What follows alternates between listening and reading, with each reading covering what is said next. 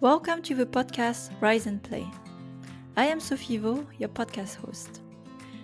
I bring together leaders, entrepreneurs, fund makers, investors, and educators who are here to make a change in the industry for a brighter and healthier future of the games we will make and how we will make them.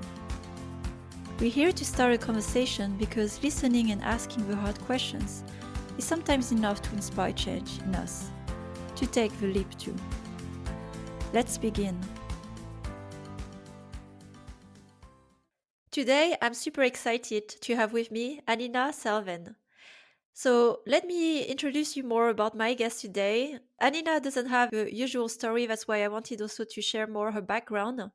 She started where she really dreamed of owning her own restaurant, to move away from home, still in high school at 16, quite young, to work in a restaurant business and study to be a chef. So that's how she started actually her life and career. But in 2006, she realized she understood very little of the business side of restaurants and decided to apply to business school in Helsinki. And what she studied was about banking pre-crisis, which she was not that interested in, and applied to study corporate finance in the US in a school in Madison. After she finished her master in finance at 23 years old, fun fact, there were only 2 women in her class, the rest were only men. She went back to Helsinki startup scene as it was booming.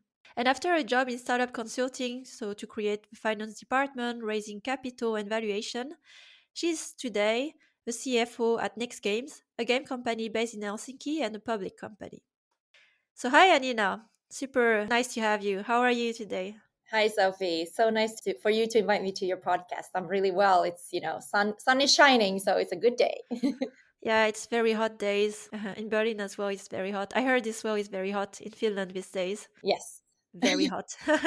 As hot as it can be. exactly. For a Finn, it's very hot. Yeah. So let me begin maybe the conversation today because you have quite a varied background and you touch even non-gaming food business, which I love food business as well. How did you end up working in games? Can you walk us through a bit your journey? Yeah, so your intro was pretty good.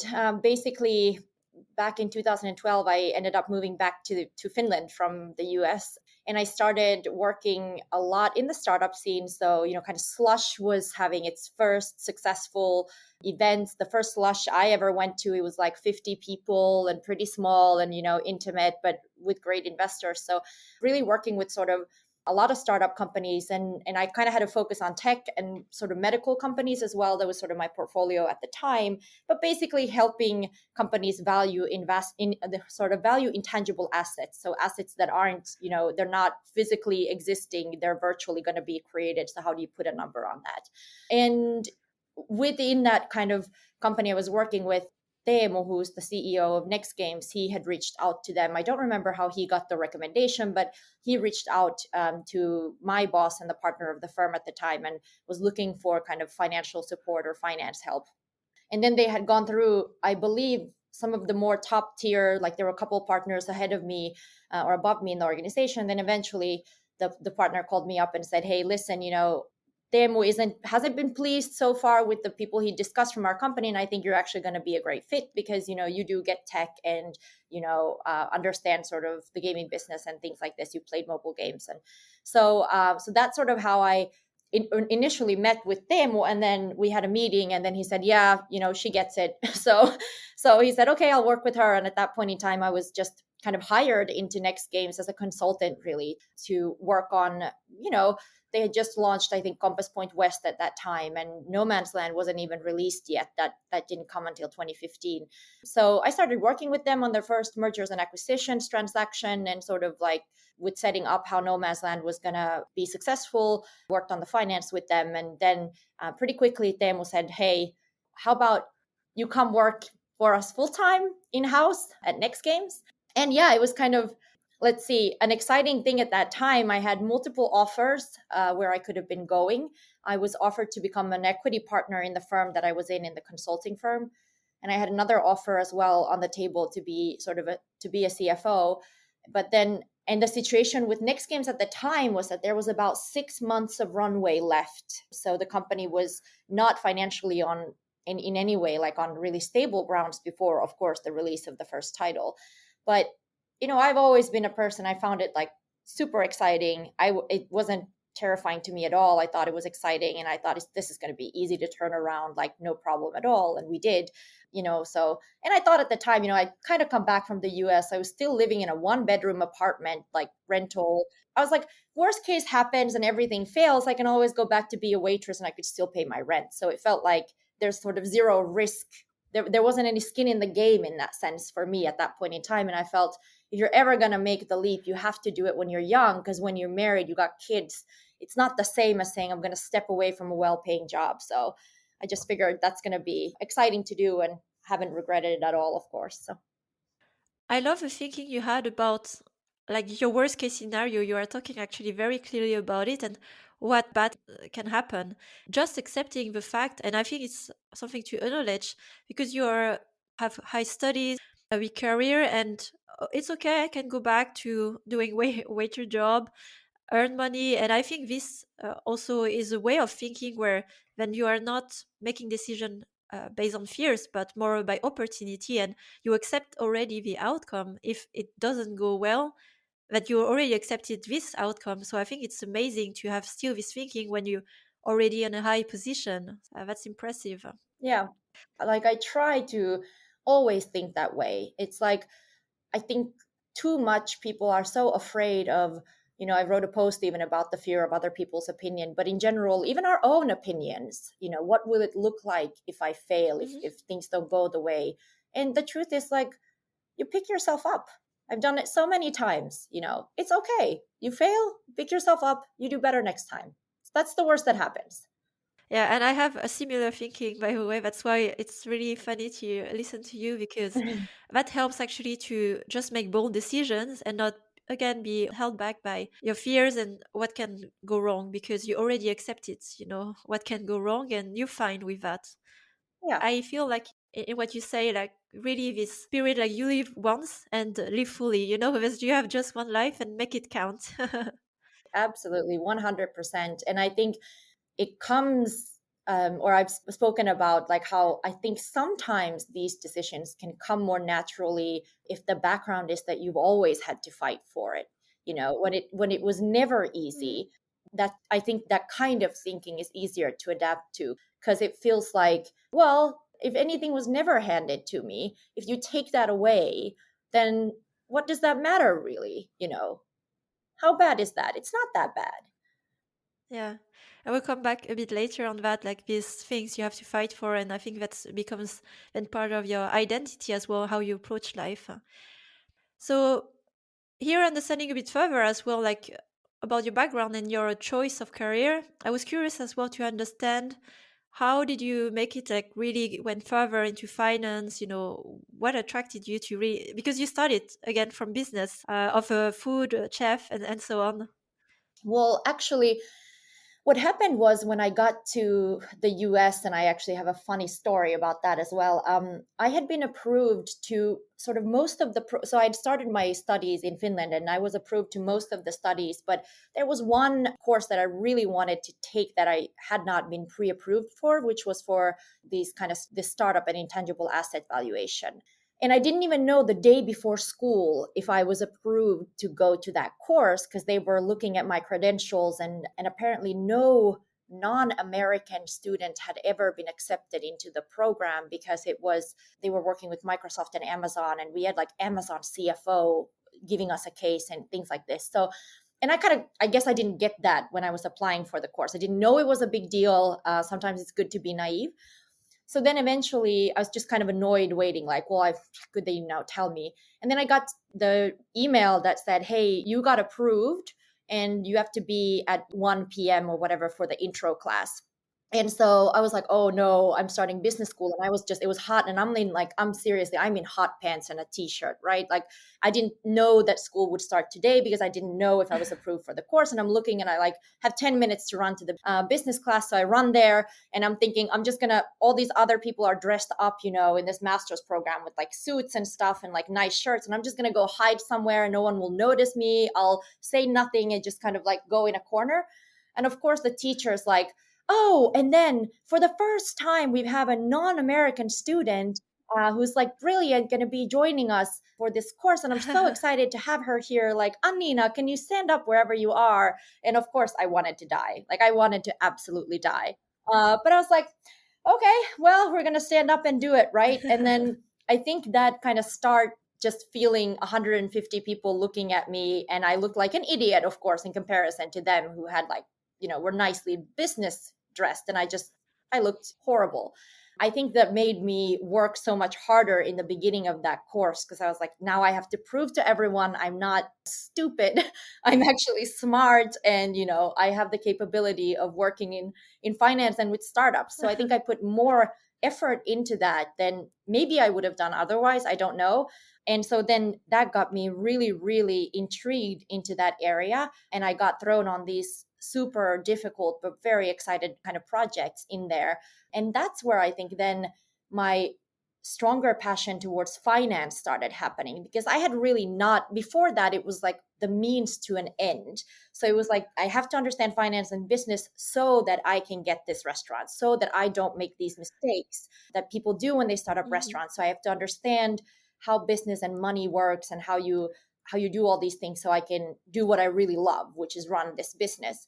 And then when I started working in that course, I was like, wait a minute, I actually love the whole principle around how we're doing these things. This is exciting to me. And I kind of felt that for the first time. And I had a really good professor as well. So I think that was the kind of starting seed from it to kind of switch that career and switch that thinking. Uh-huh. That's great. That's a great anecdote, by the way. Some people may spend their life looking for the things they're passionate about, and it sounds to me like you were really in the discovery process and just going for the thing that whatever was motivating you to achieve, and then discovering through the process that you were really into it, and then you have really your strong career now around finance. So, and congratulations for making it into a promotion as a first non-American. It's quite an achievement. Yeah, and I remember also feeling the first few days of school in the US, I felt really malplaced because of this. So many people who came into that, master's program, they were just so sure of what they wanted in life, and even where they were going to work and how they were going to build this CV. And I had, at that point in time, I really had no strong vision like that. It definitely was for me a dynamic process. And in the beginning, I felt a little lost about that, to be honest, because I felt like there were so many people who just knew what they wanted out of life. And I really didn't know what fully I wanted out of life, except I knew I loved the idea of owning my own restaurant. And then that changed. And then it was a whole process of being okay with that, changing as a person and changing what I want to do for a living and the passion around it. So, Yeah. And I see in your choices, because what is impressive to me, I can feel through your choice, you're not afraid to make a change, go for it. And even like going to the US, applying to your school. And I see something like as a core in your decision making, that when it doesn't suit you, you make the change, you pivot and you go for it, and you make really important changes. So I was really curious of how much do you understand this drive you have? Like, what was really motivating you to just, I'm going to do it? That can go wrong, and this, I accept it, to really give you this motivation to make a change. Because it's not a given, I wanted to say. Some people can analyze their whole life and sit on the side and just observe what can happen, but you're a doer and you found your path. So, can you share more about the background of this? I mean, I don't know. I don't think, I'll ever know fully what has kind of made me into who I am and why that's such a strong thing. I know I've had my adversities with my health early on in my life, and just sort of like some really bad instances, or like I've had a lot of surgeries and a lot of things to go through. And so for me, even graduating high school wasn't a given, because I was so sick when I was about 16. For 6 months I was in the hospital, in and out, couldn't go to classes, and sort of everyone was expecting me to not be able to graduate high school, and I was like, screw it, I'm going to do it. So, but why exactly that feeling? Why I didn't think, oh, I'll just take an extra year before I graduate high school, or I'll just take break from this and I'm putting too much pressure on myself. I can't answer where that comes from, but I can say that ever since, like, at a very young age, whenever adversities kind of have come my way, I've made a point of saying, no, like I have control of my own life. No one else does. I can decide if I want to succeed. I can decide if I want to give up, and I don't want to give up. And this is then what I need to put in the work for it. But where exactly that comes from, I don't know exactly how that is. But I can see for sure some connections, and it's just to me, it sounds like from very young age you had that first for life of doing things, and maybe like not knowing what the future has. Make the time count, like make your life meaningful. So it's very inspiring and awesome what you've been doing. Thanks. Bit further as well because how we get to know each other. Of course, on LinkedIn, I followed a lot of your posts and a lot of content that resonated with me and the things I'm advocating for. So I was really curious how you started to be more vocal on, on your public person, like advocating on either UA practices, finance practices, or women in games. How did it all start, and where are you in this journey? Yeah, so I think for me, I think the turning point really for this was sort of like when the Black Lives Matter protests sort of broke out in the US, and I have a lot of friends there, and it was heartbreaking to watch. It was really concerning for me, and it was really hard to know myself as well, like what can I do to help from here? I can't even go there, just reaching out and trying to be the best support that I could be. And of course, I participated in protests in Finland. But what I saw sort of happening, and it was, I think, wildly written about in general for different industries, but I think less addressed in the gaming industry. What sort of really bothered me was when some games companies sort of started putting out these black tiles, or this sort of PR message around how much they support Black Lives Matter movement. And those who know me well at Next Games know that actually it fundamentally pissed me off. So we had we had a management meeting where we were discussing like how can we show our support for the absolutely horrendous things that are happening in the US. And we had a really genuine conversation where I said that I think the most important thing is to show the change and build a change within the company. It's not about posting a PR message, especially if you cannot back that up.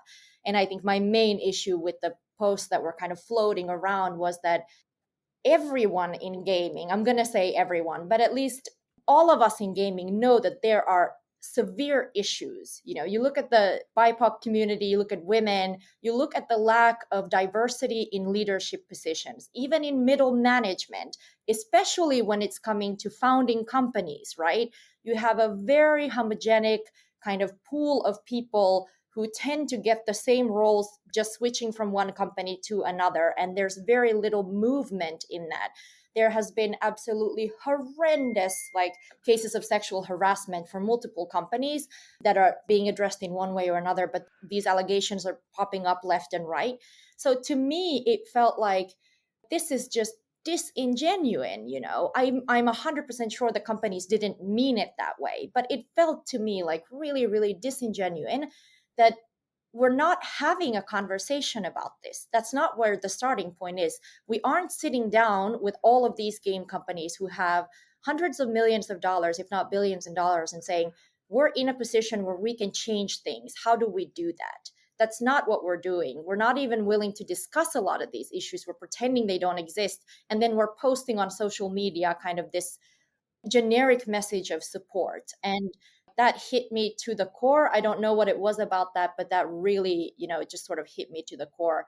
And from there, it still took me a while, but then I did my first kind of diversity post after that because I just wanted to even bring this conversation to topic because it is a big one and we need to have it. Yeah. And I'm very grateful that also you started the conversation around it, and I could see a lot of resonance, support, and debate. And at least there's a conversation. So you definitely helped in creating this conversation as well on a few social media. A bit further then on this turning point and this initiative you had, you talked also about how at Next Games you talked about it. You look into like what changes can you do inside the company. So can you walk us through as well like several changes you had, like walk the talk basically? Yeah, so that was the first conversation we had sort of internally, and obviously super thankful that that Next Games is a company where this is taken seriously, and we're not pretending to be perfect. No one is. We're all trying to do better all the time, hopefully. And so the first thing that we started thinking about was, how do we build a structure where there's executive management support? So there's support from the top level, but the actions need to be within the organization. So there needs to be happening change within the organization. Executive management can't be the change. We can only make sure we can facilitate it. So we started, actually the first initiative was for Pride, because Pride Week in Finland was coinciding with the Black Lives Matters protest. And what we did to kick off the diversity, inclusion, and belonging was that we held a presentation about kind of things that people in Finland even don't understand about the issues surrounding LGBTQ rights. We think it's sort of everything's okay, and it's not. For example, gay couples still can't use surrogates to have their own children. There has been very much contention about adoption. Many things were not legal until 2010, some things even 2016. So still statistics show 50% of the gay community or LGBTQ community is not comfortable expressing their own identity publicly. So there's a lot of issues that still exist, but they're not being talked about because Finland and people in Finland doesn't want to see ourselves as something else but inclusive. So we're kind of turning a blind eye to these issues, and we're saying, oh no, everything's legal, we're good. So the first thing that we did was we just had a presentation about enlightenment of, hey, there are still issues that need to be addressed, and some of those relate to work culture. And we talked about the strong culture of saunas in Finland and how that may make some people feel uncomfortable who don't enjoy being naked with other colleagues, and what pressure that can put on you in a work related environment. So that was sort of the kickoff. And from there, we announced the diversity and inclusion belonging kind of group, which is separate from those in executive management. But I am the kind of sponsor person in executive management, which means the DIB group is doing all of these really nice initiatives all the time. If there's any issue why that would not be moving forward for whatever reason, then they have the straight kind of top line access to me, and I will make whatever problems go away, whether it's they need funding or there's pushback, whatever it is. It's my job to bring it up and say, hey, this is a topic of conversation or priority that we need to make sure everyone gets behind. So that's how we have sort of structured it. And when you started to make these changes, how was the reaction of the whole company, of employees, of the buy-in, or how did it go? I think we have had great buy-in. I think there's always the conversation. Some people are always saying, well, I'm not understanding really what the problem is. Like, what's the problem we're solving? Do we have a problem? But I think the majority by far was really standing behind this and saying, this is amazing. This is so great that we start to think about these things. So, and that we start to talk about these things. I would say 99% positive. And then there's always going to be the people who say, well, this isn't relevant to me, or it's not relevant to us, and I don't understand how that's relevant. But that's not a no. That's more of a, how can we work together to get to a place where everyone understands that it's a joint effort. We have to all pay attention to this to get change to happen. Yeah, I think it's a great example as well of a change where it starts from the top.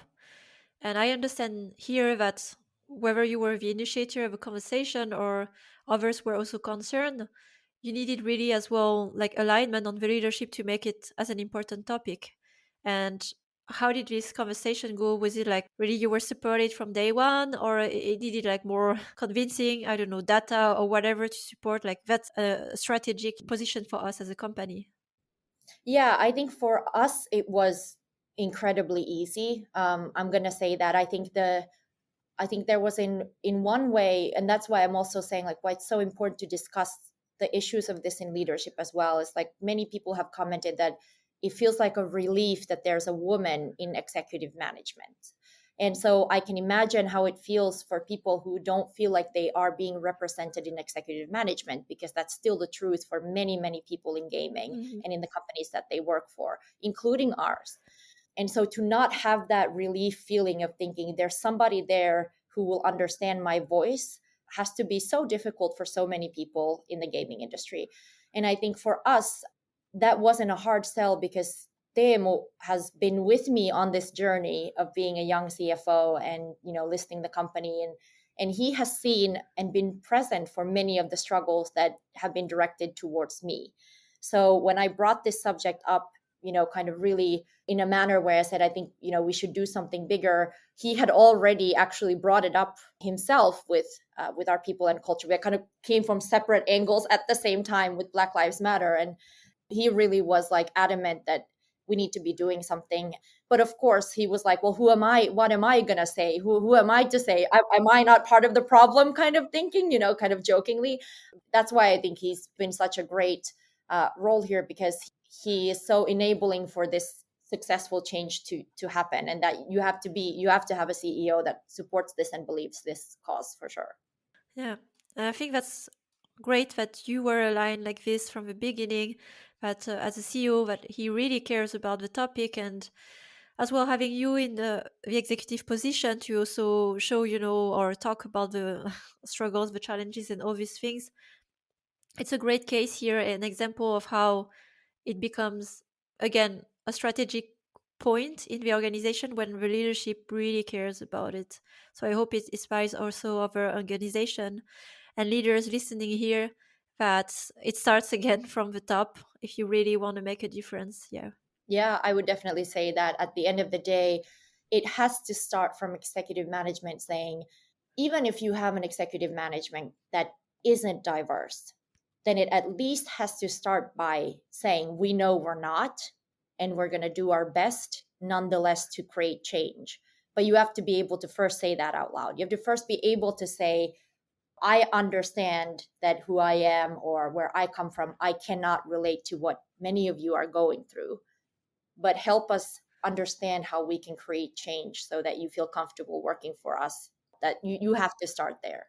Yeah. I think what you point out is really a great level of awareness, that of course you fight for the things that it's natural and human that are your problems, but acknowledging that there's a problem that is not yours, but it doesn't mean that it doesn't exist, takes a certain level of awareness, that I'm impressed again, like with a level of thinking, like for leadership of a game company to even have this level of awareness. So again, something to acknowledge and feel proud about.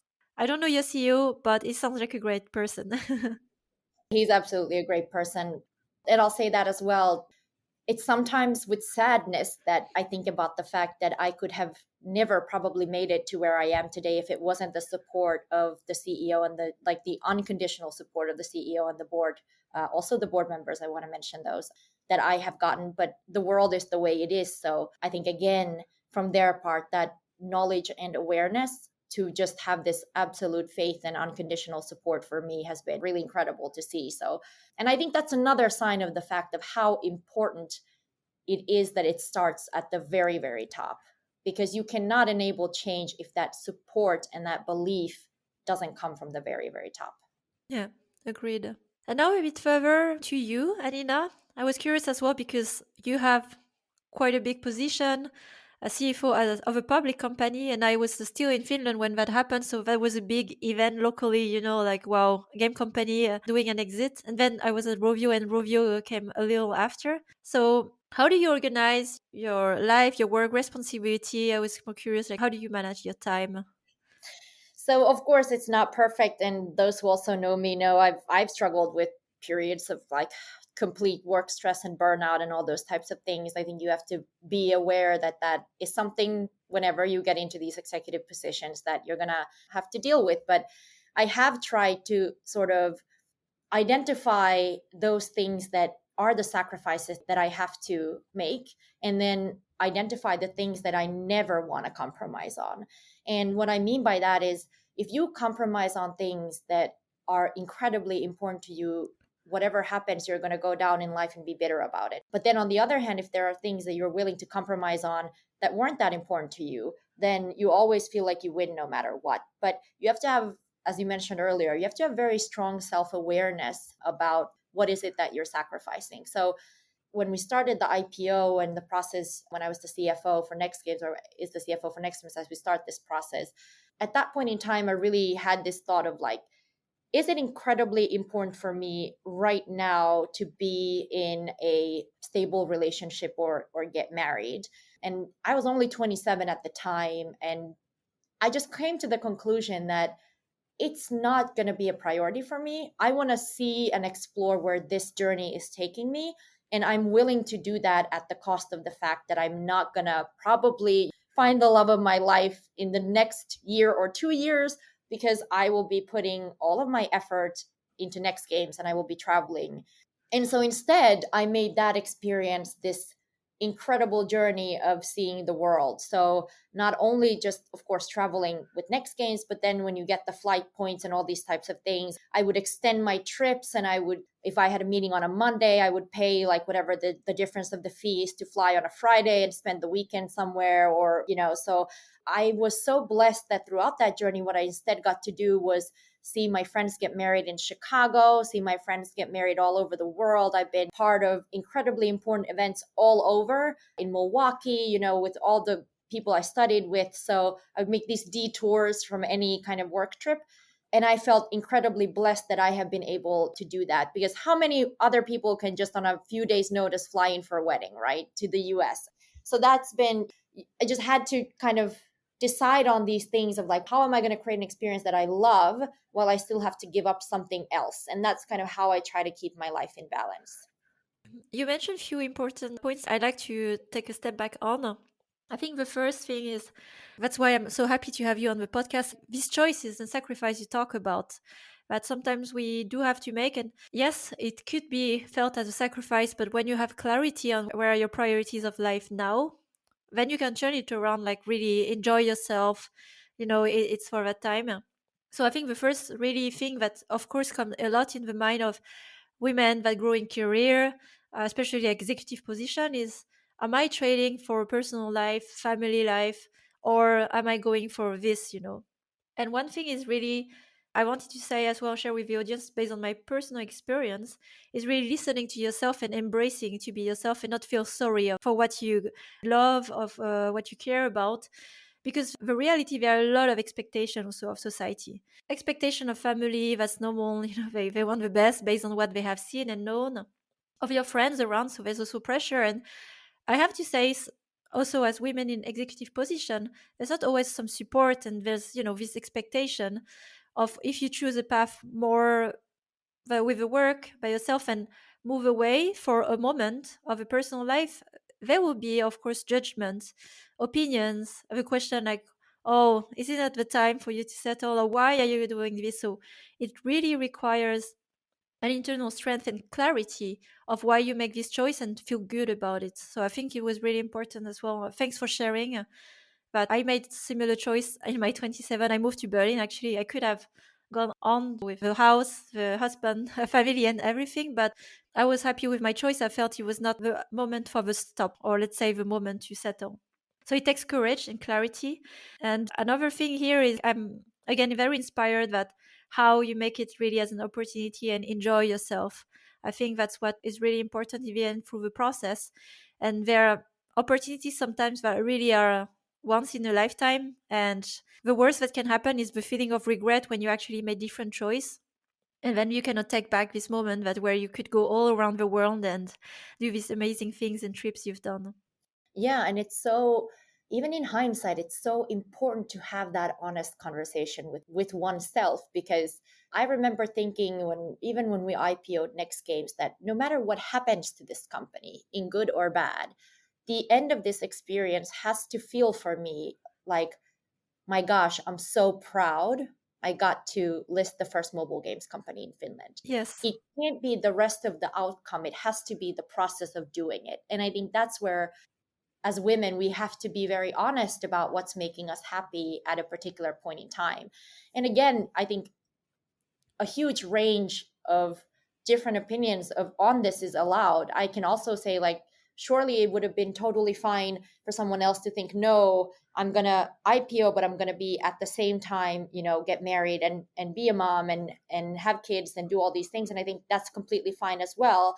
For me, I know myself, and I knew that it would tear me apart to think that I have to be at two places at one time, that it isn't something that I was mentally willing to put myself to go through, because I tend to do things like 110%. So for me, it wasn't an option, but that doesn't mean that there aren't a huge amount of people who could have absolutely made the choice to do both. So, and I think that's really important too. If that's how you feel as a person, then that is completely like, go for it, right? Yeah. And through this process of thinking, I was curious, did you have some support to help you reflect, like coaching, to really have this clarity through this process, or it was really your own internal process? I mean, I have zero shame in saying that, like, over the last 3 years I've done quite a lot of therapy, actually, both like sort of life coach type and then also actually more psychologist type things. And I think for me it works. Again, people have different opinions. For me it works to help myself bring clarity to my thoughts on my journey, and where I'm going and what makes me really upset. Because as what makes me happy, what makes me upset, I think as people, we tend to be very good at hiding our true emotions from ourselves. So I find it to be very, like, really, really good. I don't see anything negative with it at all. I Yes. think it gives an opportunity to be honest with yourself. At least it's giving an opportunity for me to be very honest with myself. And though it's not always enjoyable, it's always useful. So I highly recommend it. Yeah, thanks for sharing. And I take this opportunity to say that I have used a lot also of either coaching, personal coaching or therapy to gain more clarity in these questions, because we're in a transition of generation as well, where the expectation from the past, there's how we find ourselves or path. And it could be a lonely journey. And having someone like a professionally who can support and help clarify this question is a big change. And I would say this is a path of growth, personal growth and development. So Absolutely. I really double down on what you just shared. Here as well, like in the life management questions, curious about your life or daily routine. What are the things that are helping you to just get your life together, responsibility, and all these things we discussed? Yeah, so I started taking, I think, better control of my life around the pandemic, maybe kind of pre-pandemic as well, but some things I've been doing for a long time. So I have been intermittent fasting since before that was even a thing. I didn't even know it was a thing when I started doing that. So since 2012, I don't eat anything after basically 8 p.m. in the evening until about noon the next day. So basically the 16-hour, whatever it is. So I'll just have coffee in the morning. So that's something that I 100% live by. And it's not a decision that I wake up in the morning and I don't have breakfast. Like, eating breakfast would feel weird to me. I can't do it. So that's something that I do. I limit my coffee intake these days, try to not have more than 2 cups of coffee. That's sort of it.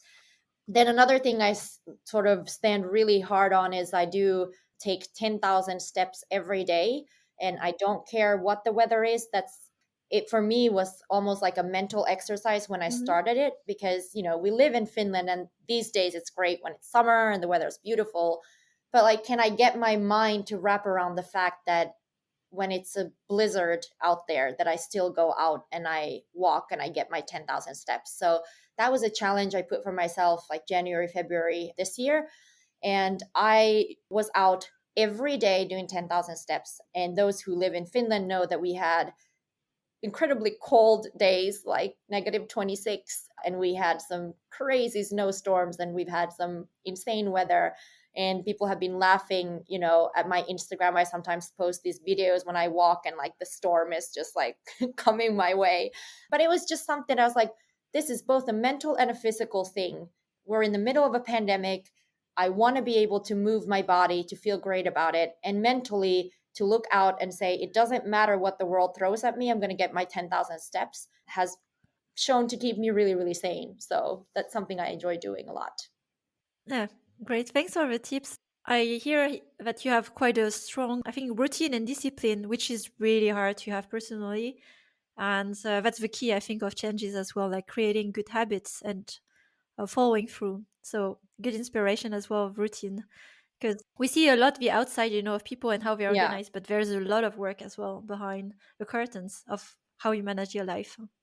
Yes, and I don't remember who it's that says that you only grow in uncomfortable situations. So it's only when you place yourself in situations that feel uncomfortable that you can really grow and learn and reflect. So that's what I try to do. And then, of course, what I always try to also remind myself of is that what's comfortable for me can be uncomfortable for someone else and vice versa, right? So, for example, for me, giving up sugar isn't uncomfortable because I don't like anything that tastes sweet. So then saying to myself, oh, well, just don't eat any candy isn't about placing me in an uncomfortable situation. I would never eat candy. I don't happen to like sugar. So it's not a challenge and it doesn't count as one. It has to be something that feels like this is pushing me to the edge.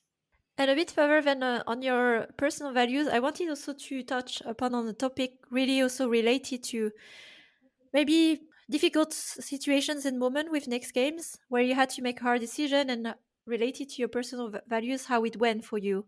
Could you tell us more about some situations where really you had to have a clarity on what's important for you and how you will manage it as well as an organization and with employees?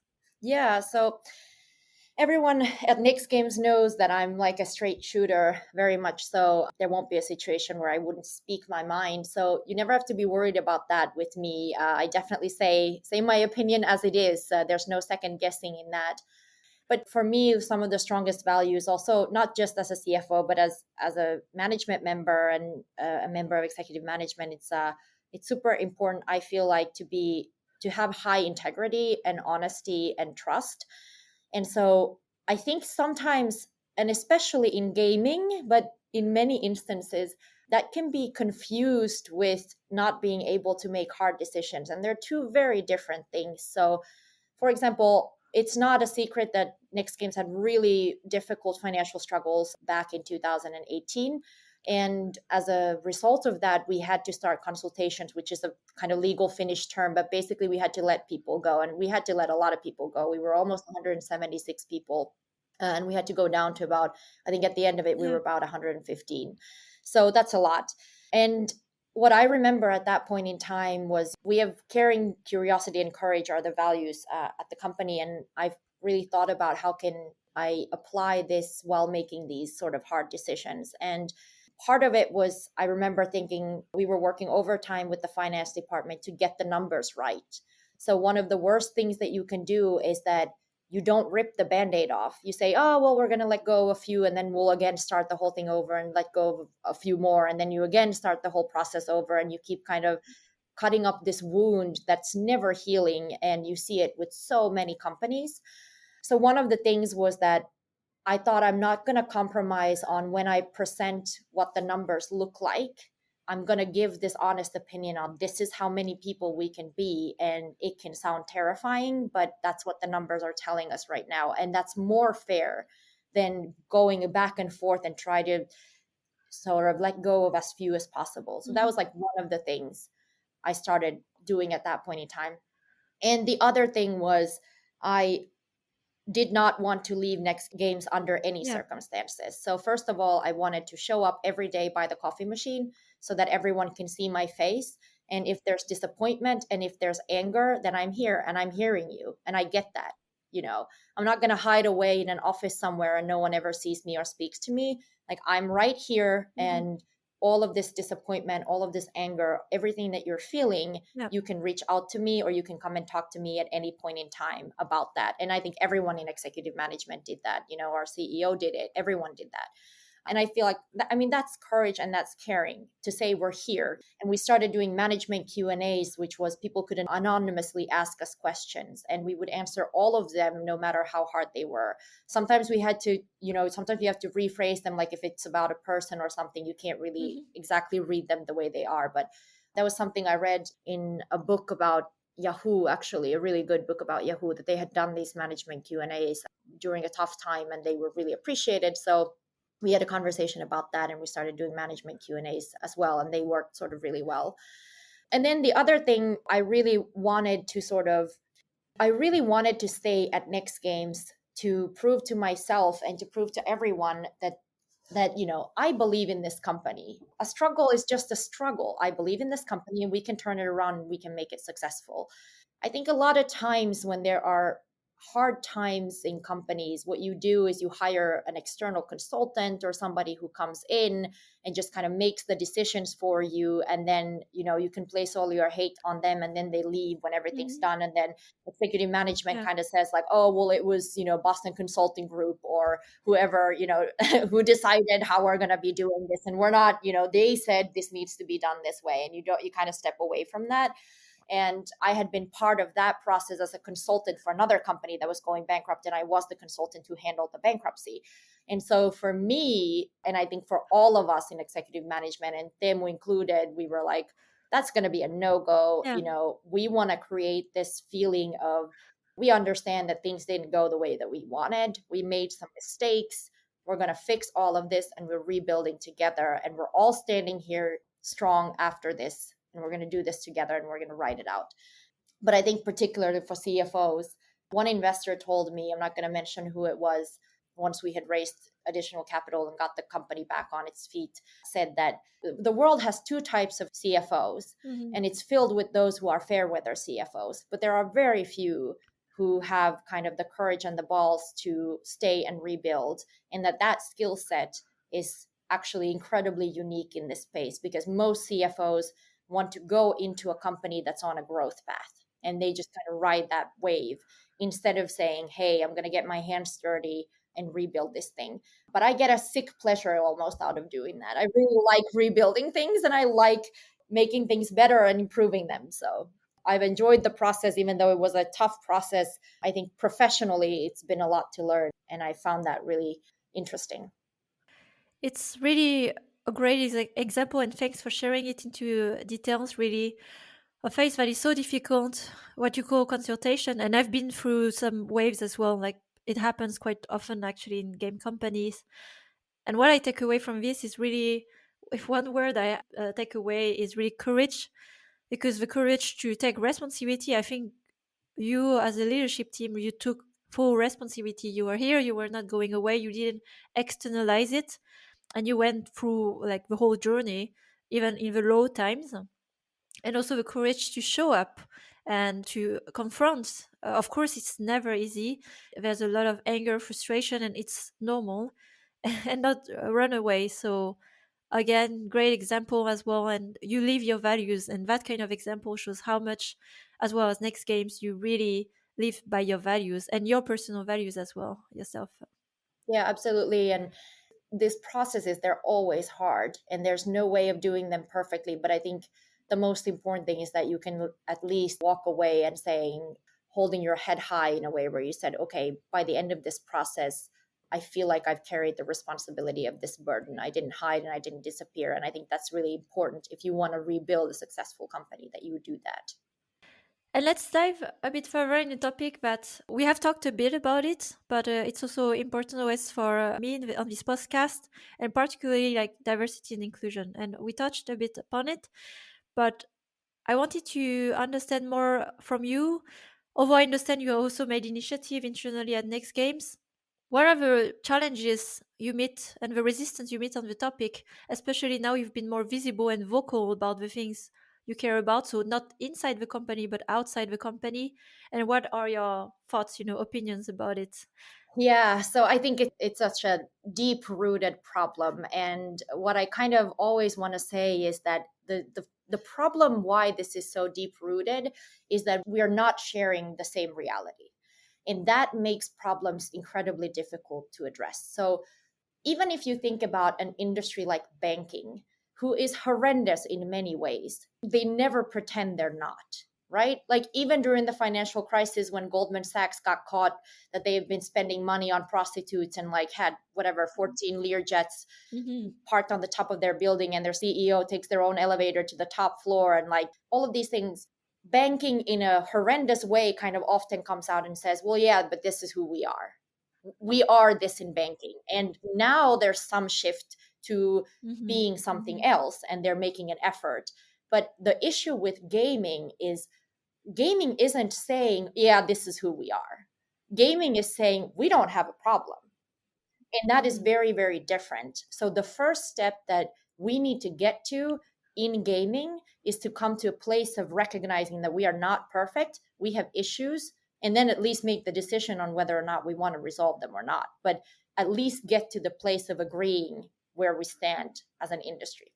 And my take on why this is sometimes I even joke that there's like post-traumatic stress disorder within the gaming community. But what I mean by that is the gaming community for many, many years was built on kind of almost disrespect, right? Like whoever are these like random gamers who have been playing games and they think they can make a business out of it, and like this isn't real and the industry doesn't exist and it's not growing, and like nobody, even when we did our IPO, there was like doubt on whether or not the gaming industry is a multi-billion-dollar industry, which it is.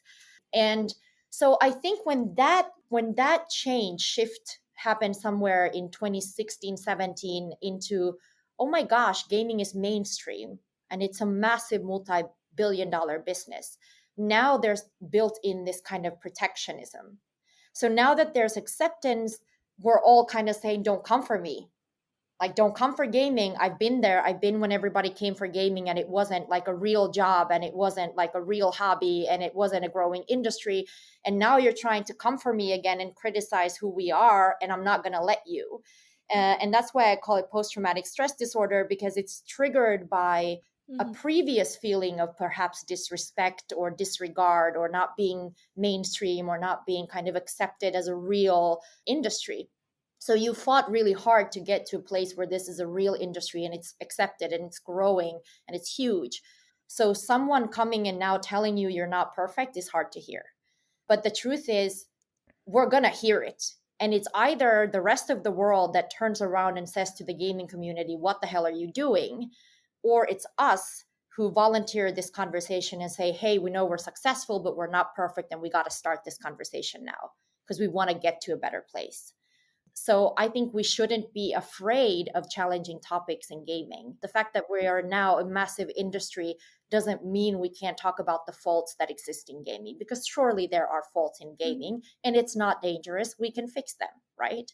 So, but I think there's a resistance to that. So usually what I hear is kind of like people say, oh, well, we have a really pragmatic approach. Like if a problem occurs, we address it.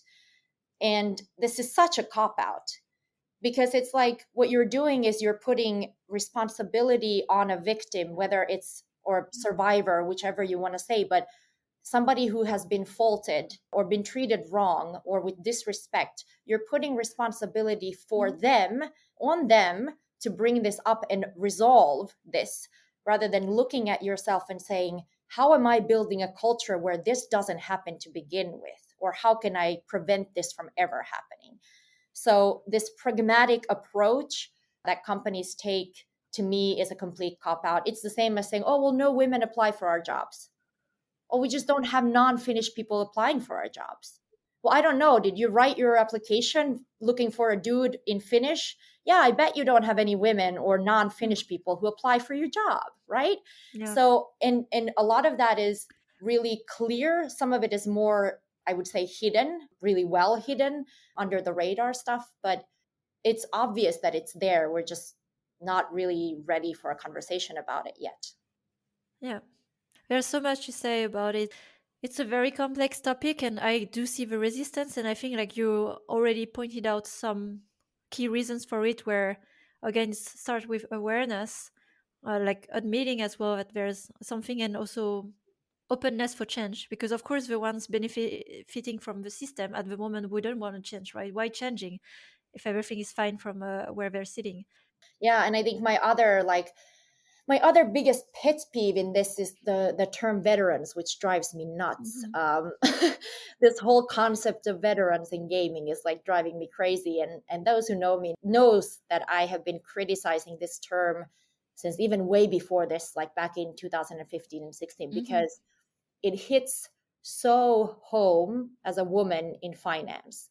And the logic behind this whole veterans in gaming concept is that where VC funding is going is to people who are so-called veterans. The term in itself is sexist, right? Because you Mm. usually refer to a veteran as somebody who's been in the military or war veterans, which is indeed male-driven to begin with. So the term itself is complex or already guiding thinking.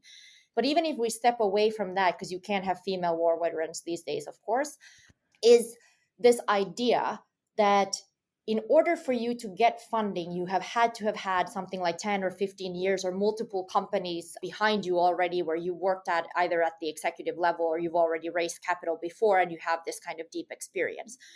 Well, when we know that women haven't been able to had that, we have not had that, we haven't been funded, we Mhm. don't have executive positions, how are we Yeah. changing this if our determination for who gets the next round of funding is based on the concept of those who already got it? And the logic of it is so bad too, because it's like, oh, let me think about it. So you have a team that already failed multiple times, but because they've done it successfully or like failed multiple times in multiple companies, they're more likely to succeed now.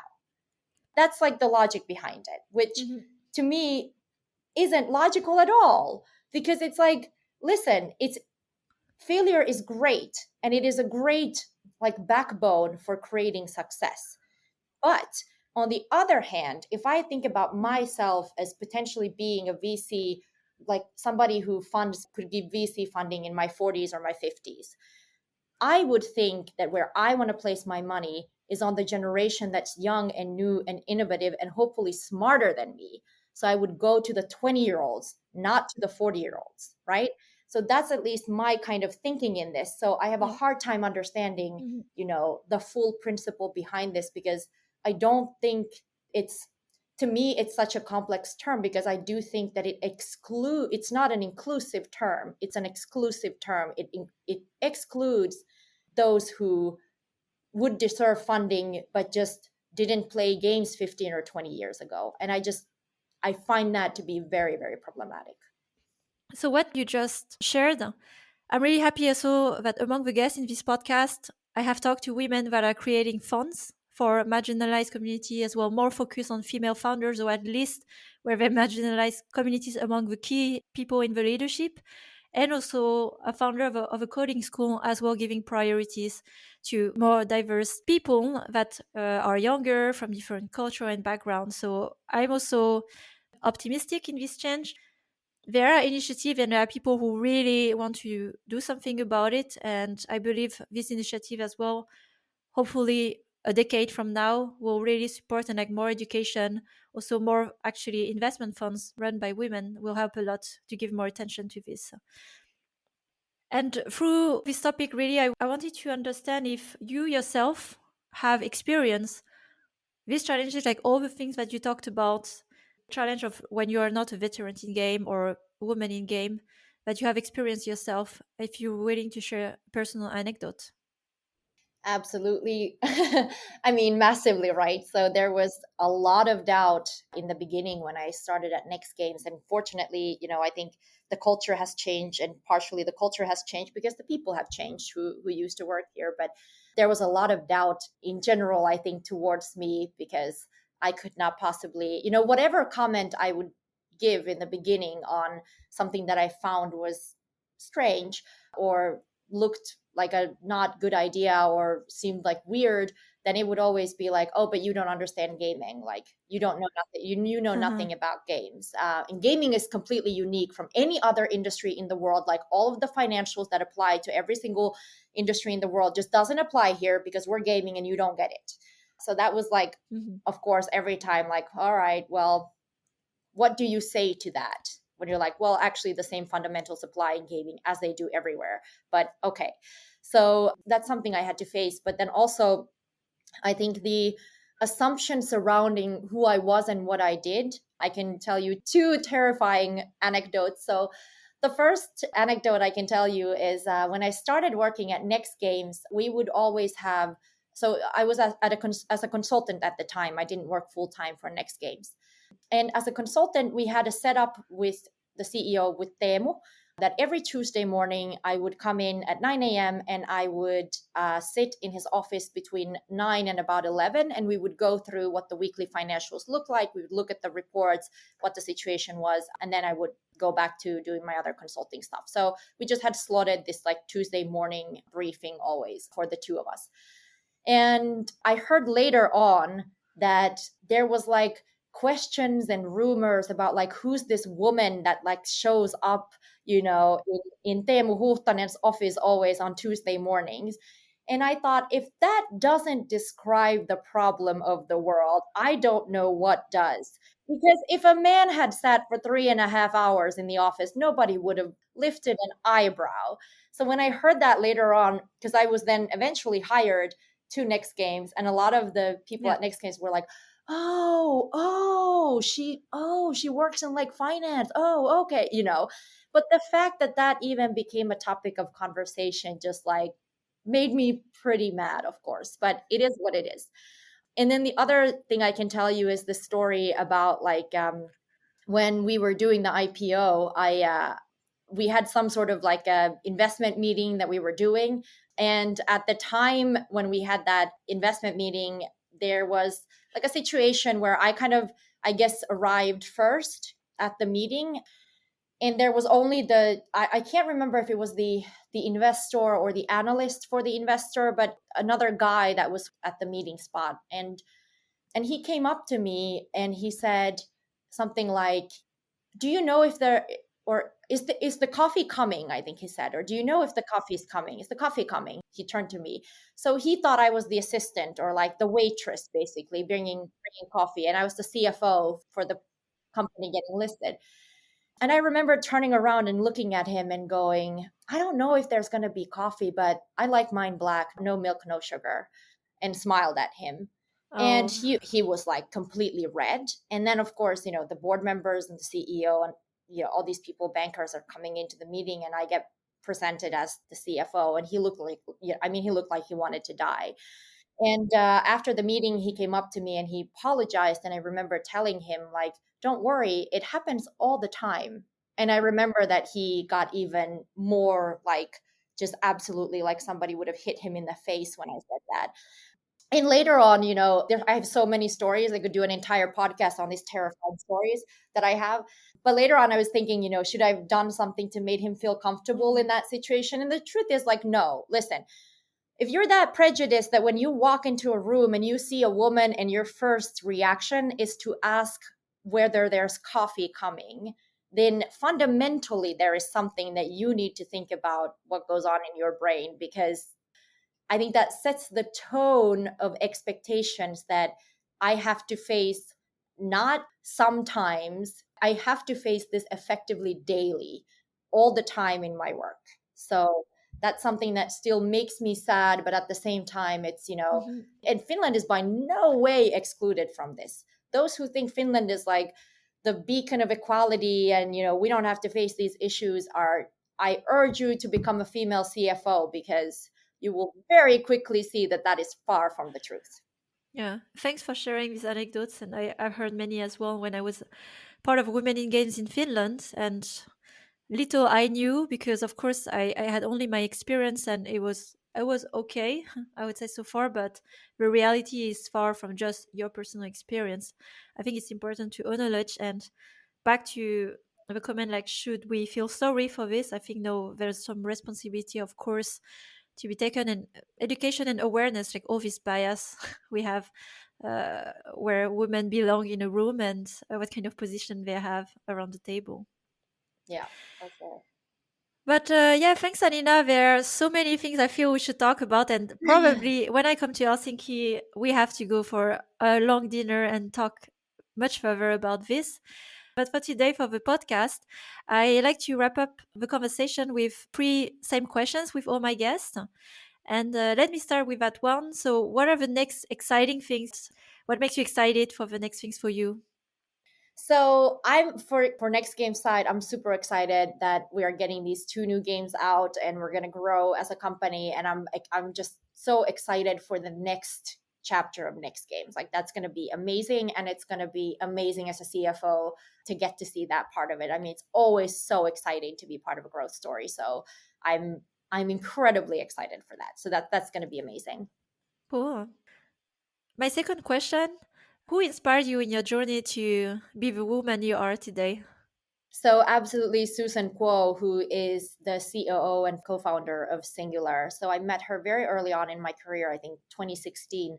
And I met her through another friend of mine, Nai Saturn. So she introduced me to Susan, and she embodied a power woman in tech, right? So she's married with two kids, and just like incredibly powerful, like strong woman, just absolutely unbelievable. So she has been the absolute inspiration for me on my journey for sure.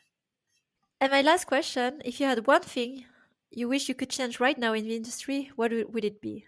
The shared reality. So I think the first step for us to become better in gaming is that we would first sit down and agree on the problems that we have at our hand. And if we can get to that place, I think we can do anything in gaming. We just have to have a shared reality first. And I think what we talked about today is a step forward to sharing a bit more of this reality by bringing more light as well to the reality of other unspoken voice like yours. So I'm very grateful to have you today on the podcast and sharing so openly all the things, from your journey, your personal anecdotes. Thanks again, Annina. Until the next time. Thank you. Bye. Bye. Thanks for listening to this new episode of Raise and Play podcast. If you enjoyed the content and want to support what we're doing, rate and review the podcast, spread the word about it. If you'd like to contribute to the change too, reach out to me on LinkedIn for a collaboration. You'll find all the rest of the content on riseandplay.io, including my free masterclass on conscious leadership. Until the next time.